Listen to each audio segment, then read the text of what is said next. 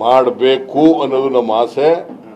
ಯಾರಾದರೂ ಡೆಲಿಬರೇಟ್ ಆಗಿ ಅಶಿಸ್ತಿನಿಂದ ನಡ್ಕೊಂಡ್ರೆ, ಕರ್ತವ್ಯ ಲೋಪ ಮಾಡಿದ್ರೆ ಅವ್ರ ಮೇಲೆ ಮುಲಾಜಿಲ್ಲದೆ ಆಕ್ಷನ್ ತಗೋತೀವಿ.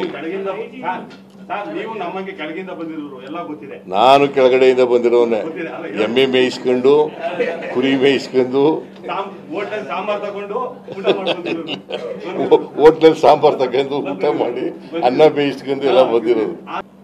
ಎಲ್ಲಾ ಕೊಲೆ ಕೇಸುಗಳಲ್ಲೂ ಪಾರದರ್ಶಕವಾಗಿ ಮಾಡ್ತಾರೆ, ಆರೋಪಗಳು ತೋರಿಸ್ತಾರೆ. ಮನೆ ದರ್ಶನ್ ಕೊಲೆ ಕೇಸಾದಾಗ ಸ್ಟೇಷನ್ಗೆ ಶಾಮೀಲ್ ಆಗ್ಬಿಟ್ಟಿದ್ರು. ಯಾಕೆ ಸರ್ ಅದು? ಯಾವುದು?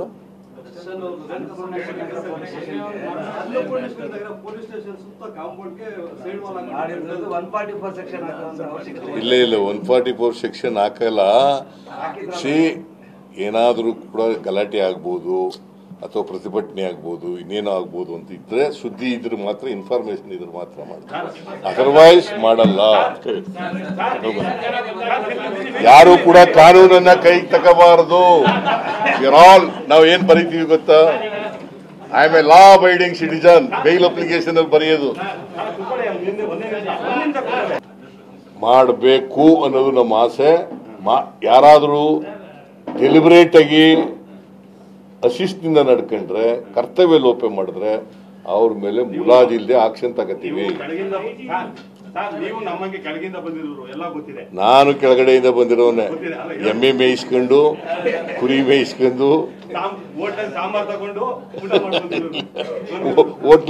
ತಗೊಂಡು ಊಟ ಮಾಡಿ ಅನ್ನ ಬೇಯಿಸ್ಕೊಂಡು ಎಲ್ಲ ಬಂದಿರೋದು. ಎಲ್ಲಾ ಕೊಲೆ ಕೇಸುಗಳಲ್ಲೂ ಪಾರದರ್ಶಕವಾಗಿ ಮಾಡ್ತಾರೆ, ಆರೋಪಗಳು ತೋರಿಸ್ತಾರೆ. ಮನೆ ದರ್ಶನ್ ಕೊಲೆ ಕೇಸಾದಾಗ ಸ್ಟೇಷನ್ಗೆ ಶಾಮೀಲ್ ಆಗ್ಬಿಟ್ಟಿದ್ರು. ಯಾಕೆ ಸರ್ ಅದು? ಯಾವುದು? ಪೊಲೀಸ್ ಸ್ಟೇಷನ್ ಸುತ್ತ ಕಾಂಪೌಂಡ್ಗೆ ಸೈಡ್ ವಾಲ್ ಇಲ್ಲ 144 ಸೆಕ್ಷನ್ ಹಾಕಲ್ಲ. ಏನಾದರೂ ಕೂಡ ಗಲಾಟೆ ಆಗ್ಬೋದು ಅಥವಾ ಪ್ರತಿಭಟನೆ ಆಗ್ಬೋದು, ಇನ್ನೇನೋ ಆಗ್ಬೋದು ಅಂತ ಇದ್ರೆ, ಸುದ್ದಿ ಇದ್ರೆ ಮಾತ್ರ, ಇನ್ಫಾರ್ಮೇಶನ್ ಇದ್ರೆ ಮಾತ್ರ ಮಾಡ್ತಾರೆ, ಅದರ್ವೈಸ್ ಮಾಡಲ್ಲ. ಯಾರು ಕೂಡ ಕಾನೂನನ್ನ ಕೈಗೆ ತಗೋಬಾರದು. ನಾವು ಏನ್ ಬರೀತೀವಿ ಗೊತ್ತಾ? I am a law abiding citizen. Bale application ಅಲ್ಲಿ ಬರೆಯೋದು